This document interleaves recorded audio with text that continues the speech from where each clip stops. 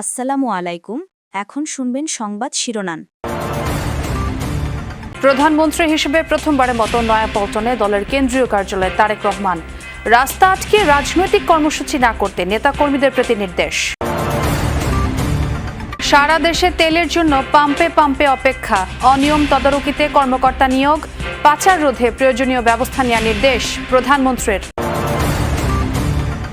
ভূমধ্যসাগরে নৌকা ডুবে ২২ অভিবাসী প্রত্যাশীর মৃত্যু, জীবিত উদ্ধার ২৬ জন, হতাহতদের মধ্যে অধিকাংশই বাংলাদেশ ও সুদানের। আসসালামু আলাইকুম। এতক্ষণ দেখছিলেন সংবাদ শিরোনাম, এখন দেখবেন বিস্তারিত। প্রধানমন্ত্রী হিসেবে দায়িত্ব গ্রহণের পর প্রথমবারের মতো দলের কেন্দ্রীয় কার্যালয়ে গেলেন বিএনপি চেয়ারম্যান তারেক রহমান। এ সময় দলীয় নেতা কর্মীদের উষ্ণ ভালোবাসায় সিক্ত হন প্রধানমন্ত্রী। তবে নেতা কর্মীদের চাপে সড়কে যান চলাচল বন্ধ হওয়ায় ক্ষুব্ধ হন বিএনপি চেয়ারম্যান। বলেন, বিএনপি সরকারের ওপর মানুষের অনেক প্রত্যাশা, তাই নেতা কর্মীদের মানুষের সমস্যার কারণ না হওয়ার নির্দেশ দেন তিনি। বিএনপি চেয়ারম্যান জানান, সাংগঠনিক কাজে এখন থেকে প্রায়ই নয়াপল্টনে আসবেন তিনি। বিএনপির আন্দোলন সংগ্রামের সাক্ষী নয়াপল্টনে প্রধানমন্ত্রী তারেক রহমান। মুহুর্মুহু স্লোগান আর উষ্ণ ভালোবাসায় প্রিয় নেতাকে বরণ করেন নেতাকর্মীরা। শুরুতেই বৈঠক করেন দলের নেতাদের সাথে, ডেকে নেন অঙ্গ সহযোগী সংগঠনের শীর্ষ নেতাদের। গভর্নমেন্টের জায়গায় কাজ করবে, দেশের জনগণের কাজ করবে। আমরা সংগঠনের জায়গায় কাজ করব, সংগঠনকে সুসংগঠিত রাখবো। সরকারে গেলে যেই কাজগুলো ব্যস্ততা থাকতে হয় মন্ত্রী এমপিদের, স্বাভাবিক কারণেই আমার মনে হয় দলকে আলাদা করলে খুব ভালো হয়। যারা 5 তারিখ আগে যারা কাজ করে রাজপথে ছিল তাদেরকে মূল্যায়ন করে যারা রাজপথে এবং দলকে আরো সুসংগঠিত করুক। আমরা জনগণের প্রত্যাশা পূরণের জন্য নিরলসভাবে কাজ করব বলে আমরা বিশ্বাস করি। পরে কার্যালয়ের ব্যালকনিতে দাঁড়িয়ে নেতাকর্মীদের শুভেচ্ছার জবাব দেন বিএনপি চেয়ারম্যান। জানান, সাংগঠনিক কাজে নয়াপল্টনে আরও আসবেন তিনি, তবে শর্ত হচ্ছে বন্ধ করা যাবে না সড়কের যান চলাচল। অফিসে আমি আরও আসবো, কিন্তু এরকম রাস্তা বন্ধ করা যাবে না। আর যদি এরকম রাস্তা বন্ধ হয় তাহলে আমার পক্ষে অফিসে আসা সম্ভব না, কিন্তু অফিসে আসলে নেতাকর্মী সকলের সাথে দেখা সাক্ষাৎ করা সম্ভব হবে, সাংগঠনিক কাজ করা সম্ভব হবে।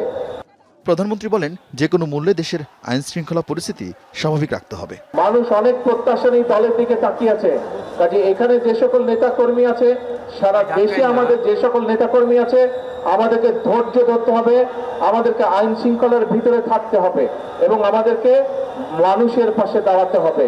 মানুষের সমস্যা হয়, কষ্ট হয়, অসুবিধা হয়, সেই জিনিসগুলো করা যাবে না। লন্ডন থেকে দেশে ফিরে গত বছরের 29 ডিসেম্বর নয়াপল্টনে আসেন তৎকালীন বিএনপির ভারপ্রাপ্ত চেয়ারম্যান তারেক রহমান। গত প্রায় 1.5 দশক ধরে এই রাজপথে ছিল বিএনপি নেতাকর্মীদের একমাত্র ঠিকানা, কিন্তু গত কয়েক সপ্তাহ ধরে দলটির সাংগঠনিকভাবে অনেকাংশে স্থবির হয়ে পড়ে।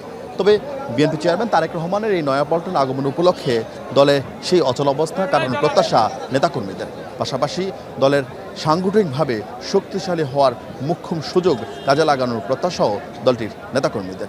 অতিরিক্ত তেল মজুত করে কৃত্রিম সংকট তৈরির চেষ্টা ও চোরাচালান প্রতিরোধের নির্দেশ দিয়েছেন প্রধানমন্ত্রী তারেক রহমান। বিএনপির সংসদীয় দলের সভা শেষে কথা জানান জাতীয় সংসদের চিফ হুইপ নুরুল ইসলাম মনি।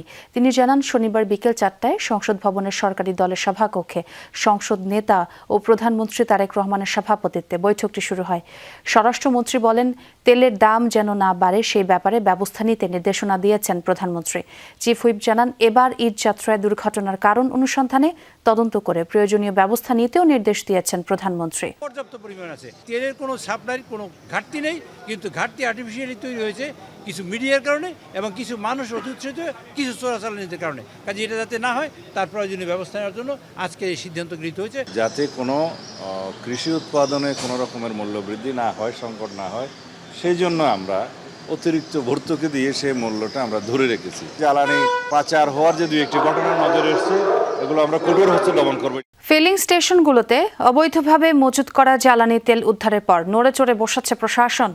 দেশের পাম্পগুলোতে তদারকি জোরদারে নিয়োগ দেওয়া হচ্ছে কর্মকর্তাদের। এছাড়া তেল সরবরাহ নিশ্চিতে সারা দেশের 19টি ডিপোতে বিজিবি মোতায়েন করা হয়েছে। এদিকে রাজধানীতে সকাল থেকেই পাম্পগুলোতে যানবাহনের দীর্ঘ লাইন, অব্যবস্থাপনার অভিযোগ গ্রাহকদের, আর পাম্প সংশ্লিষ্টদের দাবি অনেক যানবাহনে পর্যাপ্ত জ্বালানি থাকা সত্ত্বেও চালকরা ভিড় করছেন পাম্পে, আর এতেই বাড়ছে চাপ ও ভোগান্তি। গাড়িতে পর্যাপ্ত জ্বালানি থাকা সত্ত্বেও আবার লাইনে দাঁড়িয়ে তেল নিতে আসায় পাম্প কর্মীদের সঙ্গে এ বাকবিতণ্ডা। 8টা বাজে ভাই 20 লিটার তেল নিলে এখন 10টা 30 বাজে, এর মধ্যে শেষ হয়ে গেছে 20 লিটার তেল। রাজধানীতে প্রায় প্রতিটি পাম্পেই এমন দীর্ঘ লাইন। প্রায় 1 ঘন্টার পর্যবেক্ষণে দেখা যায় পরিবারের এই পাম্পে অনেকেই গাড়ি ও মোটরসাইকেলে নিচ্ছেন অতিরিক্ত জ্বালানি, যদিও প্রয়োজনের ব্যাখ্যা ব্যক্তিভেদে ভিন্ন। আমার এটাতে ভাই প্রচুর তেল খায়, আমার তেল হয় এটাতে আপনার ইঞ্জিন ওভারহোলিং করা হয়েছে, যে কারণে তেল প্রচুর খায়। আমার টোটাল 1500 টাকার তেল 1600 টাকার তেল ভরে, তার মানে আগে কিছু ছিল আর এখন নেওয়াতে ফুল হয়েছে। আমরা সপ্তাহে একবারই তেল ভরি, এটা যদি আমার বৃহস্পতিবার বা বুধবারও শেষ হয়ে যায় তখন আমি তেল ভরি না, আমি প্রতি শনিবারেই তেল ভরি। সরকারিভাবে রেশনিং নেই, পাম্পগুলোতে নিজেরাই তেল দিচ্ছে রেশনিং পদ্ধতিতে। লাইনে দাঁড়ানো সবাই যেন তেল পান, সেজন্যই এই সিদ্ধান্ত। 30 লিটার তেল আরে বা 40 লিটার 50 লিটার তেল আরে মিনিমাম 30 থেকে 35 লিটার তেল প্রত্যেকটা গাড়িতেই আছে।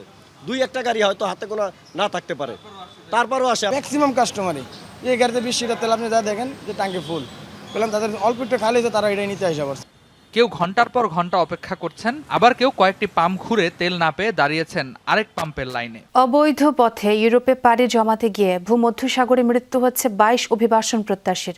আশঙ্কা করা হচ্ছে তাদের অধিকাংশই বাংলাদেশ ও সুদানের নাগরিক। শুক্রবার গ্রিস উপকূলের কাছে একটি নৌকা থেকে জীবিত উদ্ধার করা হয় আরও 26 জনকে, যাদের মধ্যে 21 জনই বাংলাদেশি। বাকিদের মধ্যে 4 জন দক্ষিণ সুদান ও 1 জন চাঁদের নাগরিক। উদ্ধারকৃতদের মধ্যে 2 জনকে হাসপাতালে ভর্তি করা হয়েছে। গ্রিক কোস্টগার্ড জানিয়েছে, ইউরোপ যাওয়ার সময় অভিবাসন প্রত্যাশীদের নিয়ে পথ হারিয়ে ফেলে নৌকাটি।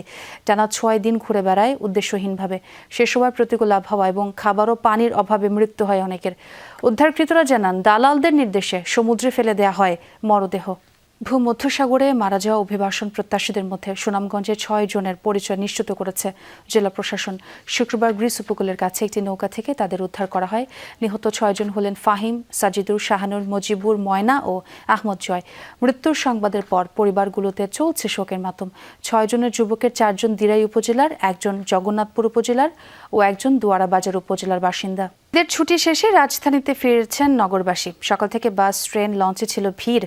তবে এবার ঈদযাত্রায় দুর্ঘটনা বেশি থাকায় যাত্রীদের মাঝে বিরাজ করছে আতঙ্ক।